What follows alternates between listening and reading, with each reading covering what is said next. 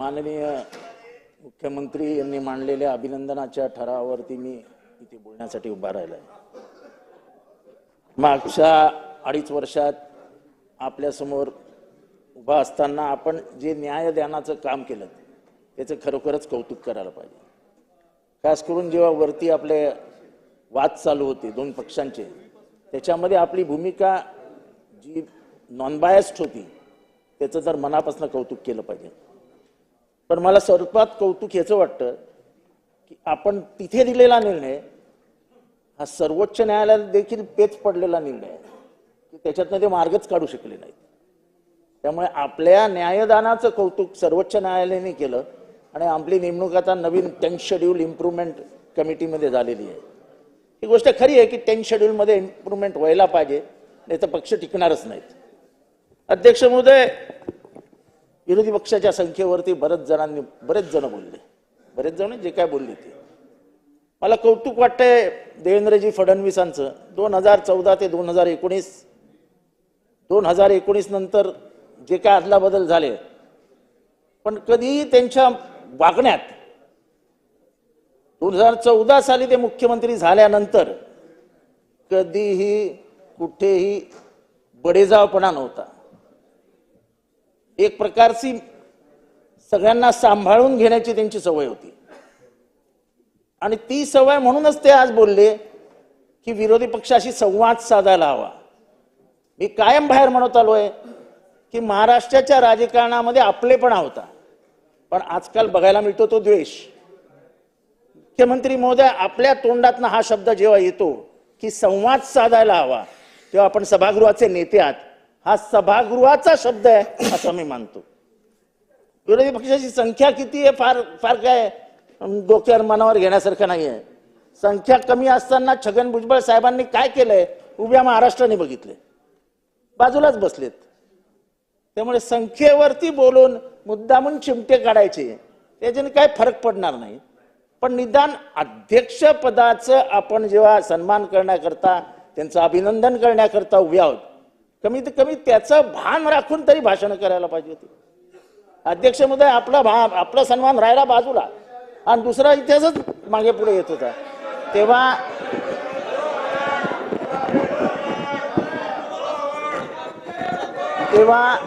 आम्ही मनापासून आपलं अभिनंदन करतो। शिरसाट साहेब बसा बसा बसा। उपमुख्यमंत्री महोदय।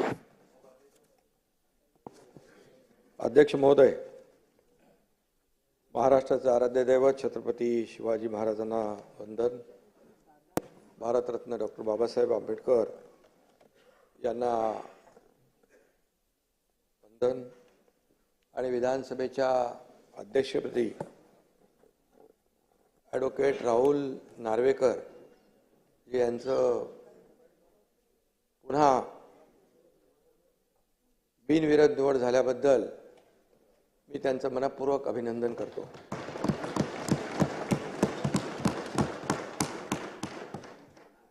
देवेंद्रजी म्हणाले होते मी पुन्हा येईन, ते पुन्हा आले, त्यांचे अभिनंदन। त्यांनी आपला शब्द पूर्ण केला। आणि पण अध्यक्ष महोदय काय म्हणाले नव्हते, मगाशी आपणही उल्लेख केला, मी पुन्हा येईन, पण ते पुन्हा आले। आणि याचा आनंद सर्वांनाच आहे। गेल्या 2.5 वर्षात त्यांनी केलेलं काम आपल्या समोर आहे। मी देखील त्यावेळेस सभागृहात म्हणालो होतो, तेव्हा दादा आम्ही दोघंच होतो, आम्ही म्हणालो आम्ही 200 पेक्षा जास्त आमदार निवडून आणू, नाही तर मी शेती करायला जाईन।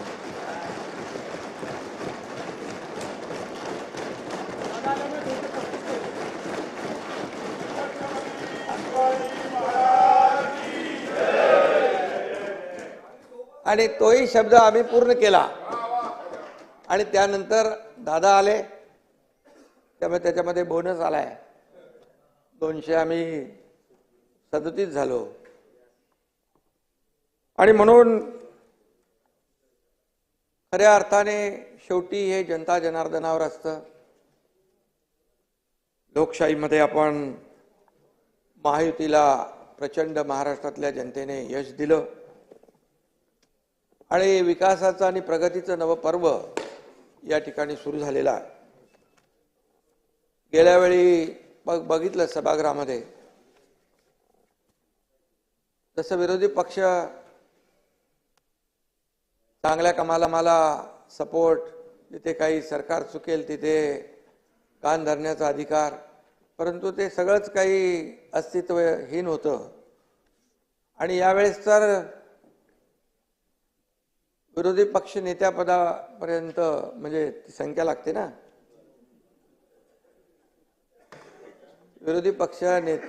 विरोधी बाकावाची संख्या चिंताजनक आहे. असं व्हायला नको होतं.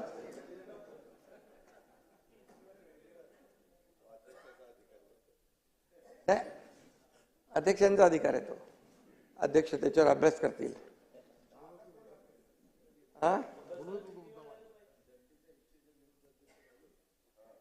आणि अशाच काळामध्ये विधानसभेच्या अध्यक्षपदाची जबाबदारी आपल्यावर पुन्हा आलेली आहे. मुख्यमंत्री महोदयांनी सांगितलंय, राहुलजी अतिशय अत्यंत सक्षम, समतोल आणि समन्यायी भूमिका घेऊन काम करणारे आहेत. ते कुणावरही अन्याय करणार नाहीत नाना, याची खात्री बाळगा. गेल्या वेळेस तुम्ही म्हणाला होतात की डाव्या बाजूची जास्ती काळजी घ्या. त्यावेळेस जनतेनेच डाव्या बाजूची जास्ती काळजी घेतलेली आहे. त्यामुळे आणि अध्यक्षता आता घेणारच, कारण मगाशी सांगितलं एकदम सूक्ष्मपणे आपल्याकडे लक्ष दिलं पाहिजे आणि अध्यक्ष महोदय ते करतील. ते कुणावरही अन्याय करण्यात येत नाहीत याची खात्री बाळगा. सर्वात तरुण अध्यक्ष हा विक्रम राहुल नार्वेकरजींनी गेल्या वेळेसच तोडलेला आहे आणि सलग दुसऱ्यांदा अध्यक्षपदी विराजमान होण्याचा मान आपण पटकावला. आणि मगाशी त्याची उदाहरणं मुख्यमंत्री महोदयांनी सांगितली. पण बाळासाहेब भारदे यांना तो मान मिळाला होता आणि राहुल नार्वेकर हे दुसऱ्यांदा अध्यक्ष झाले. हा दैदिप्यमान इतिहास सुवर्ण अक्षरामध्ये लिहिला जाईल. काही गोष्टी बऱ्याचशा गेल्या 2.5 वर्षामधल्या मी देखील यापूर्वी देखील म्हणालो की अनेक निर्णय, अनेक विकासाची कामं, विकासाचं पर्व, वेगवान गतिमान विकास, त्याचबरोबर लोककल्याणकारी योजना, हे कमी वेळामध्ये जास्तीचं काम, जास्तीचे निर्णय, लोकहिताचे, लोकाभिमुख घेण्याचं काम आम्ही केलं. हे देखील ऐतिहासिक आहे. अध्यक्ष महोदय, गेल्या वेळेस आपल्या समोर कोणीतरी उमेदवार उभा होता अध्यक्षपदासाठी. कोण होतं? राजन साळवी होते. पण यंदा राजन साळवींना मतदारांनीच घरी बसवल्यामुळे दुसरं कोणी तुमच्या समोर उभा राहायलाच तयार नाही. आणि त्या नाना बरोबर ना. आणि त्यामुळे म्हणून मी आपले नाना पटोलेंचा आभार मानतो, कारण आपण अध्यक्षपद नार्वेकरांसाठी रिक्त केलं आणि तिथून गाडी सुरू झाली. मग ती गाडी अशीच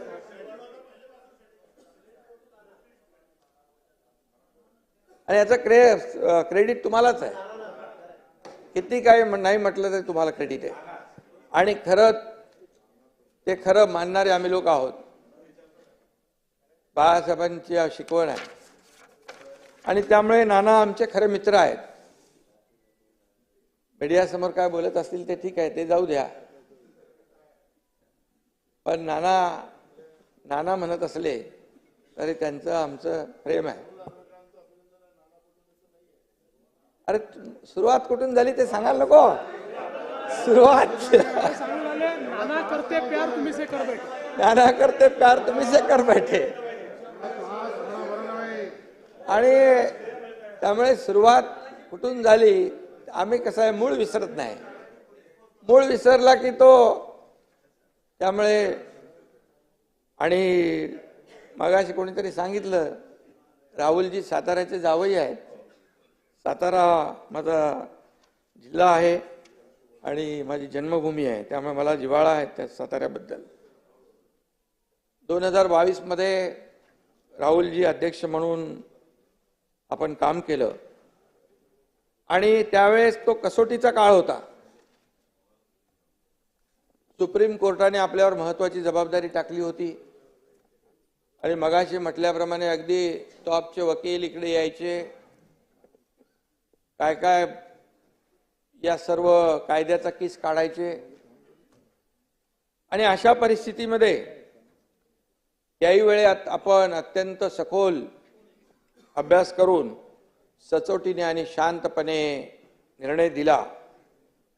किती दबाव आणला तरी सुद्धा आपण तोल ढळून न दिला, संयम आपण ठेवला आणि न्यायाचा काटा चुकीच्या बाजूला झुकत नाही हे दाखवून दिलं. आणि तो आपण घेतलेला निर्णय तो योग्यच होता, कारण आता झालेल्या निवडणुकांमध्ये देखील जनतेने तोच न्याय दिला, आपण दिलेल्या न्यायाला अनुसरून.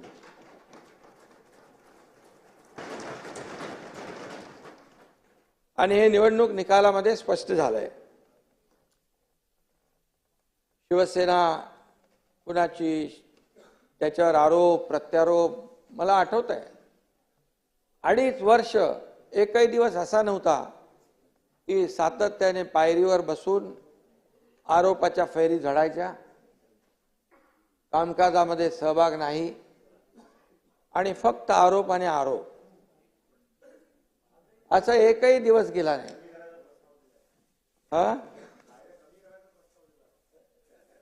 आणि म्हणून खऱ्या अर्थाने राहुलजींच्या आम्ही त्याला काही लक्ष दिलं नाही. नाना आम्ही काम केलं करत राहिलो. मी नेहमी सांगायचो आम्ही काम करणारे लोक आहोत. आम्ही अगोदर दोघं होतो, नंतर अजितदादा आले. तिन्ही शिफ्टमध्ये 24/7 काम चालू झालं आणि काम एवढं वेगाने झालं आणि एवढे निर्णय गतिमान झाले की या निवडणुकीमध्ये जनतेने, नेहमी आम्ही सांगायचो या निवडणुकीत जनता कामाची पोचपावती देईल. मग त्या लाडक्या बहिणी असतील, लाडके भाऊ असतील, लाडके शेतकरी असतील, सर्व घटक, या प्रत्येक घटकाला न्याय देण्याचं काम अध्यक्ष महोदय आम्ही केलं. आणि आपण देखील रामशास्त्री प्रभूने बाण्याचा विजय आहे असं, म्हणजे आपण देखील अगदी रामशास्त्री प्रभूने यांच्या प्रमाणे काम केलं आणि त्यावेळेस आपण निर्णय दिला. आणि काही लोकांनी तर, वकील तर आले, पण काही लोकांनी एवढे आरोप केले आपल्यावर. काही त्यातले प्रवक्ते होते, काही विश्व प्रवक्ते होते, काही कुठले कुठले होते, काही भोंगे होते, सगळ्यांनीच आरोप केले. आणि तरी सुद्धा आपण संयम ठेवला, आपण कोणाला घाबरलं नाहीत. म्हणून मी एकच सांगतो, कर नहीं त्याला डर, त्याला नाही डर, कर नहीं त्याला नाही डर, उसका नाम राहुल नार्वेकर.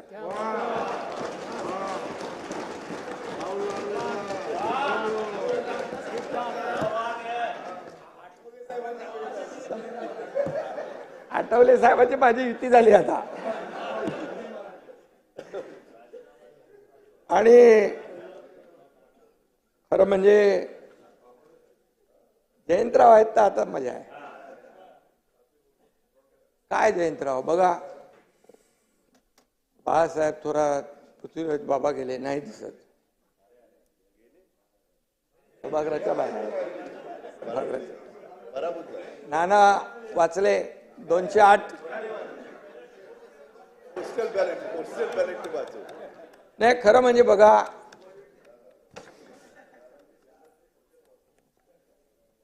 आता ईव्हीएम घोटाळा असता तर तुम्ही इथं नसताना.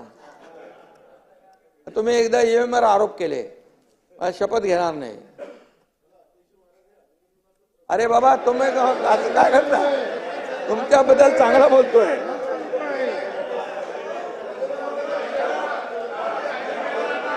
अभिनंदन.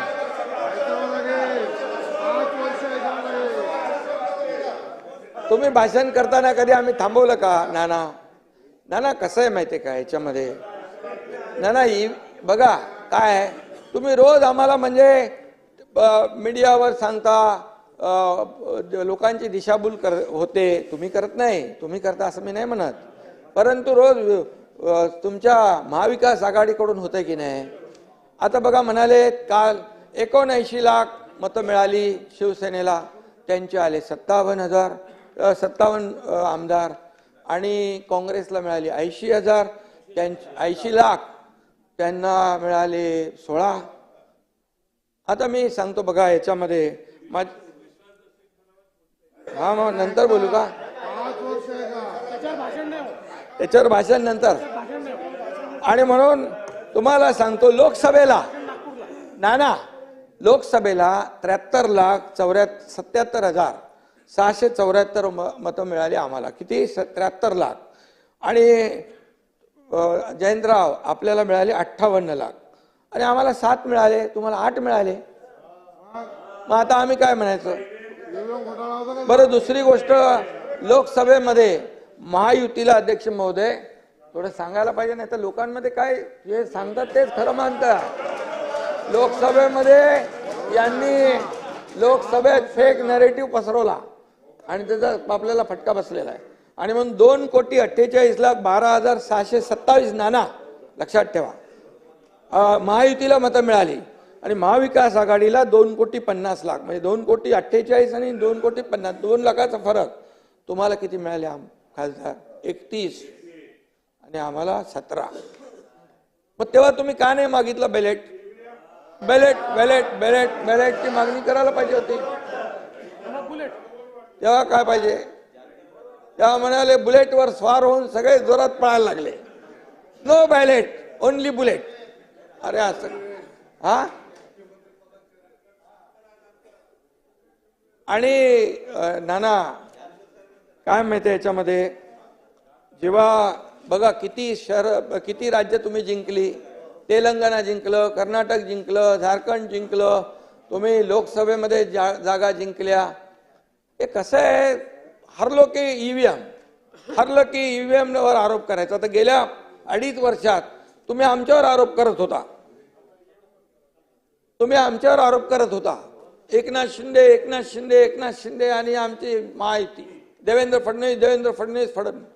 आता तुम्ही त्या निर्जीव ईव्हीएम वर आरोप करता. आता दुसरं काय तुम्हाला मिळत नाही. आणि अध्यक्ष महोदय जेव्हा जिंकतात तेव्हा ज्यांचा म्हणजे त्यांना चांगला धडा नाही, जेव्हा त्यांचा विजय होतो त्यावेळेस ती यंत्रणा चांगली असते, लोकशाहीचा विजय असतो. मग तेव्हा लोकशाहीचा विजय म्हणतात. मग तिथे म्हणजे तिथे इलेक्शन कमिशन असेल, निवडणूक आयोग, अगदी सुप्रीम कोर्ट पण. काय परिस्थिती आहे? सुप्रीम कोर्टाचे जज मला वाटतं कधी काल परवा म्हणाले, तेव्हा तुम्ही हारता तेव्हा तुम्ही येता विरोध करायला, आरोप करायला, जिंकता तेव्हा काय येत नाही. त्यामुळे हे जे आहे नाना, हे कुठंतरी लोकशाहीमध्ये आपण लक्षात ठेवलं पाहिजे. आणि आम्हाला म्हणाले काँग्रेसच्या जागा आल्या. आता काँग्रेसने 105 जागा लढवल्या अध्यक्ष महोदय, आम्ही 80 लढवल्या. आता मतं तर त्यांना जास्ती मिळणार, पण एका मतदारसंघामध्ये जितेंद्र आव्हाड तुम्हाला 1 लाखाच्या जास्ती मताधिक्य मिळालं ना. बरं 96,000. आता मला 1.25 लाखाचं मताधिक्य मिळालं. प्रताप सरनाईकांना पण लाखाच्या वरती मिळालं. आता बघा ह्या प्रत्येक विधानसभेच्या मतदारसंघामध्ये वेगवेगळं मार्जिन आहे. कोण 1,000 मतांनी निवडून येतो, कोण 1 लाखांनी येतो निवडून. तुम्ही याचं कसं 208 नी येतो, 208 नी येतो, 208.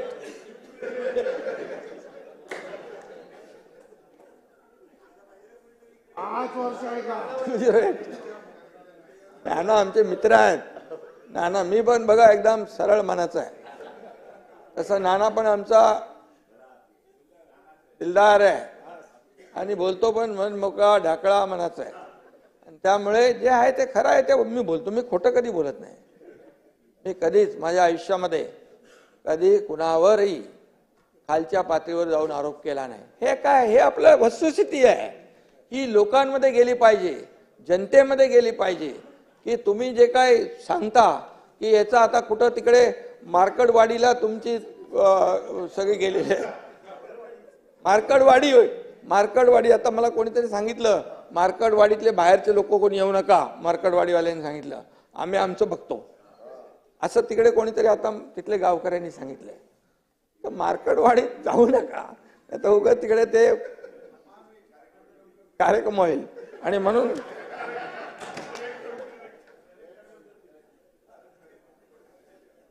म्हणून शब्दाला जागणारे लोक आम्ही आहोत.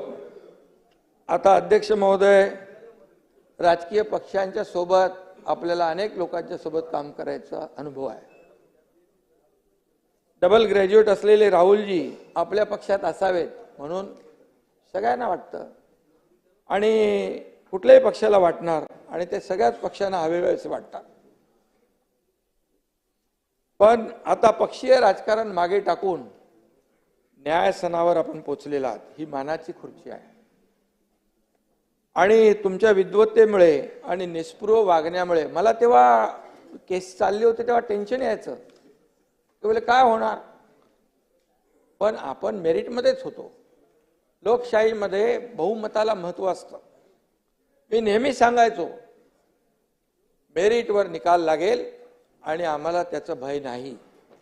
आणि म्हणून लोकशाहीमध्ये मेरिटवर आपण निकाल दिला. सुप्रीम कोर्टाने आपल्यावर जबाबदारी दिल्यानंतर आणि आपण खऱ्या अर्थाने तो निकाल दिला. मगाशी मी म्हटलो त्याच्याबद्दल.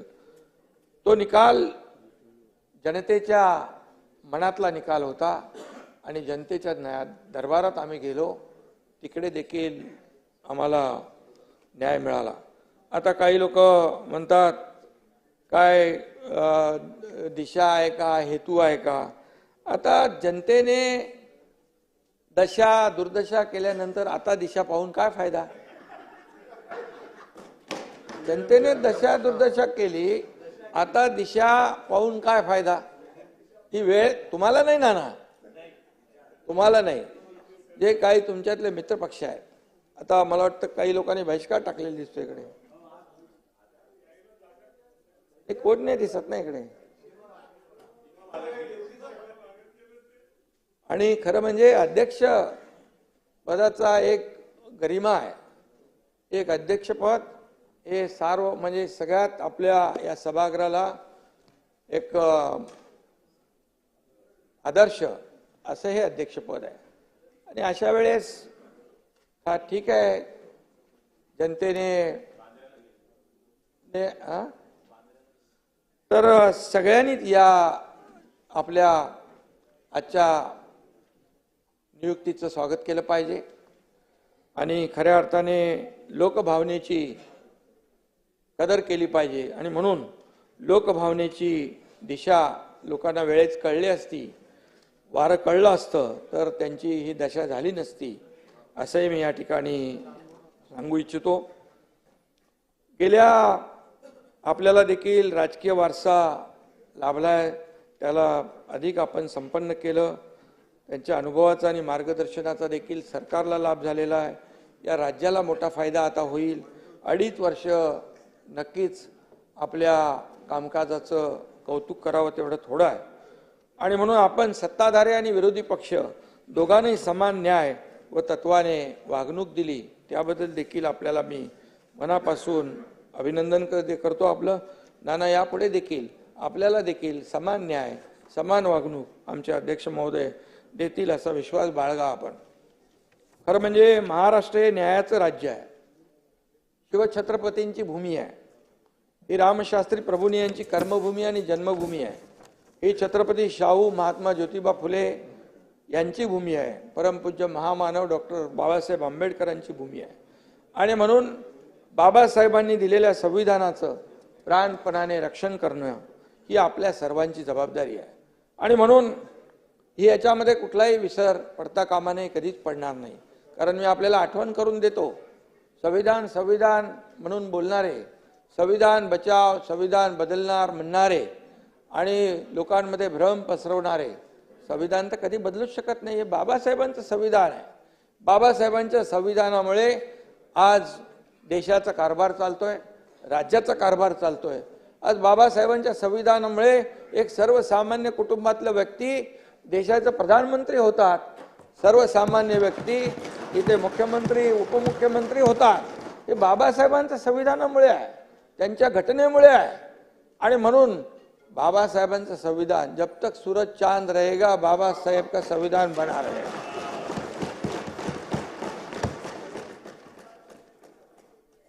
आणि म्हणून खरं म्हणजे बाबासाहेबांचं संविधान आठवण कोणी केली, कोणी ठेवली? 50-60 वर्षात कधी ठेवली आठवण? ज्यांचं सरकार होती, या देशाचे लोकप्रिय प्रधानमंत्री नरेंद्र मोदीजी 2014ला आले. त्या 2015 पासून संविधान दिन सुरू केला. संविधान दिन पहिल्यांदा सुरू झाला. मग संविधान बचाव, अरे बाबा, काँग्रेसवाल्यांनी बाबासाहेबांना दोनदा पराभूत केलं, दोनदा.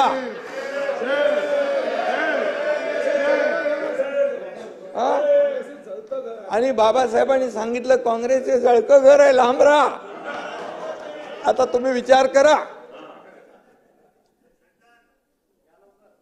बाबासाहेबांचं म्हणण्याचं. आणि म्हणून मी एवढंच सांगतो, आता आपण तालुका निहाय, किरण जिजूजी त्या दिवशी भेटले होते मला, ते म्हणाले जिल्हा निहाय तालुका निहाय संविधान मंदिर आपण बांधतोय, बाबासाहेबांचा सन्मान करतोय. आणि बाबासाहेबांनी ज्या दलित शोषित पीडित जे अन्यायग्रस्त आहेत त्यांना समाजाच्या मुख्य प्रवाहामध्ये आणण्याचं काम केलं. आणि म्हणून हे राज्य बाबासाहेबांच्या संविधानावर चालणारं राज्य आहे. आणि म्हणून आपण आता हे लोकसभेत ते चाललंय, पण विधानसभेत आपण प्रयत्न केला. ते काय कुठले ते लाल कलरचे एक संविधान आणलं होतं, त्याच्या आतमध्ये कोरी पानं होती. ते आता मी त्याच्यामध्ये जात नाही मी. आणि त्यामुळे खरं म्हणजे आपण जी मोठी मोठी नावं मी घेतली त्या सगळ्या आभाळाएवढ्या व्यक्तिमत्वाच्या तस्विरी इकडे आहेत. आणि त्या पुतळ्यांना तस्विरींना आपण हार घालतो आणि उठता बसता त्यांचं नाव घेतो आपण. आणि खरं म्हणजे त्यांची खरी पूजा या सभागृहातच होते. आणि या पूजेचे मुख्य पुरोहित म्हणून नार्वेकरजींचं कार्य तुम्हाला पुढे न्यायचं आहे, पौरोहित्य करत. आणि म्हणून त्यामुळे त्यांची आपण आपल्या 288 जणांची तुमच्या सकट आमची सगळ्यांची जबाबदारी आहे. आणि या अध्यक्ष स्थानाला विशेष एक महत्त्व आहे. हे कायदे मंडळ आहे, इथे आपण वेगवेगळे कायदे तयार करतो. छोट्यातला छोटा प्रश्न व मोठ्यातली मोठी अडचण सोडवण्याची क्षमता देखील या सभागृहामध्ये आहे. विरोधी पक्षाला माझं एकच आव्हान आहे, विनंती आहे, जनभावना ओळखून केवळ विरोधाला विरोध करण्याची वृत्ती सोडून द्या. आता तरी जनतेची भावना काय लक्षात घ्या. आणि आज जनतेनेच आज कौल दिलेला आहे. आणि म्हणून जनभावनेची कदर करा. आरोपापेक्षा आपण सरकारच्या चांगल्या कामांमध्ये सहकार्य करा. जिथं सरकार काही चुकत असेल, जरी तुम्ही कमी असाल तरी सुद्धा आम्ही तुमची नोंद नक्की घेऊ. आणि जिथे सरकार लोकभावनेच्या बाबतीत जनतेच्या विकासाच्या बाबतीमध्ये कुठेही त्रुटी राहील तर नक्की आपण आपल्याला विचारू शकता, आपल्या सूचना करू शकता. एवढ्या मोठ्या भावनेने आम्ही काम करणार आहोत. आणि म्हणून महाराष्ट्राला विकासाच्या नव्या आपल्याला महामार्गावर नेण्यासाठी आपण सगळे मिळून या ठिकाणी सज्ज होऊया. अध्यक्ष महोदय, विधानसभेत अनेक ज्येष्ठ सदस्यांसह अनेक लोक निवडून आलेले आहेत. नवीनही तरुण आपले आमदार निवडून आले. काही जुन्या आहेत, कोणी चौकार मारलाय, कोणी षटकार मारलाय आणि कोणी आणखी त्याच्यापेक्षा जास्त निवडून आलेले आहेत. 7 वेळा निवडून आले. आणि कालिदास किती वेळा आले? 9 वेळा. हा, म्हणून तुम्ही आता आज स्पीकर म्हणून होते. तुमची सिनियरिटी लक्षात घेऊन तुम्ही गेल्या वेळेस होतात, यावेळेसही होता. पण नाही, असं नका करू. परमनंट नका, परमनंट प्रोटेम. आणि म्हणून मी आपल्याला अध्यक्ष महोदय, आपल्या मार्गदर्शनाखाली या सर्व तरुणांना खूप काही शिकता येईल. आणि म्हणून आपल्याला मी मनापासून पुन्हा एकदा शुभेच्छा देतो. या ठिकाणी हे सभागृह तुमच्याकडे एका वेगळ्या अपेक्षेने पाहते. जनतेचा आवाज इथं घुमला पाहिजे, समस्यांची तड लागली पाहिजे, अन्यायाला थारा इथं असता कामा नये. कारण या सभागृहाचा एक वेगळा डेकोरम आहे, या सभागृहाची एक वेगळी गरिमा आहे, त्या सगळ्या सभागृहाचं एक वेगळं पावित्र्य आहे. आणि त्यामुळे हे पावित्र्य राखण्याचं काम आपल्याला सगळ्यांना मिळून करायचं आहे. आणि जास्तीत जास्त लोकहिताचे प्रश्न या ठिकाणी मांडले जातील अशा प्रकारची प्रत्येकाची भावना आहे. माझी तीच भावना आहे. आणि म्हणून विरोधी पक्षाने देखील याचं भान ठेवलं पाहिजे. आणि म्हणून आपण कायदेतज्ञ आहात, मगाशी सांगितलं देवेंद्रजींनी, आपल्या ज्ञानाचा उपयोग राज्यातील शेतकरी, कष्टकरी, कामगार, महिला भगिनी या सर्वांच्या समस्या सोडवण्यासाठी नक्की होईल. आणि मी हेही म्हणेन, तुम्ही म्हणजे जास्ती अतिशयोक्ती नाही, परंतु तुम्ही या सभागृहाचा कोहिनूर आहात. आणि म्हणून मी, अरे झाकलं नाही, वरती बसलेले आहेत, चमक थांबणार नाही. आणि म्हणून हा लौकिक कायम राहील अशा प्रकारचं तुमच्याकडून काम होत राहील. आणि मी एवढंच सांगतो की कोणी असो, सत्ताधीश असो वा विरोधी पक्ष, योग्य न्याय देतील विधानसभा अध्यक्ष. आणि म्हणून नानाजी,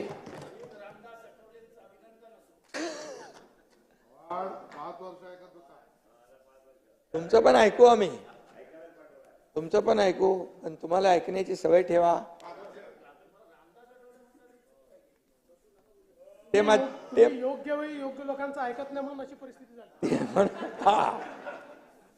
अशी परिस्थिती झाली. म्हणून मी पुन्हा एकदा विधानसभा अध्यक्षांचं मनापासून अभिनंदन करतो, मनापासून आपल्याला पुढच्या वाटचालीस शुभेच्छा देतो आणि थांबतो. धन्यवाद. जय हिंद, जय महाराष्ट्र.